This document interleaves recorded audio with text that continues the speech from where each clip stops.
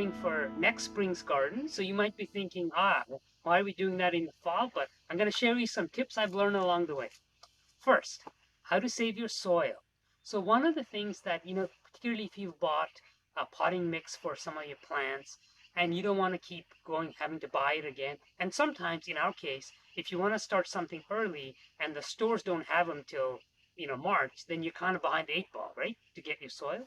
So what I do is I save some of my potting mix soil in this black bag, and I just put them out in the sun for about a week or so. So any of the bugs or anything that might be living in the soil basically gets killed, because you don't want to be bringing that into your house. Now, there's a bit of a risk that you might kill any of the beneficial bacteria, but I also have sort of a compost that I mix with that I haven't shown here that will hopefully address that issue. So first thing, save your soil, put it in a bag for a few weeks in the sun to kind of kill any.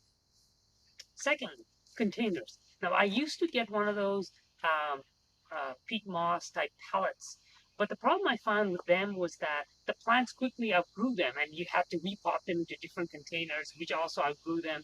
So, what I've started doing last year is just collecting these containers like this. Like, this is a whipping cream container, this is a milk carton. You can just fill them up with the soil, and this one here, fill them up with soil, particularly, uh, you know, uh, the big ones are better. And then you just turn them over to poke some holes in here, like that, to make sure there's drainage. And for something like, a pepper plant, which I know I'll start, you know, earlier, say, February or so, and it needs to go through till June or mid-June before I can put it out. I pick something big like that. Tomatoes that can go out a little bit earlier, I pick maybe this size, or um, even this size. You can cut this in half. And the great thing about these containers are, especially this, it gives the plant a lot of root depth for them to grow, because a foundation to good growing is good root depth.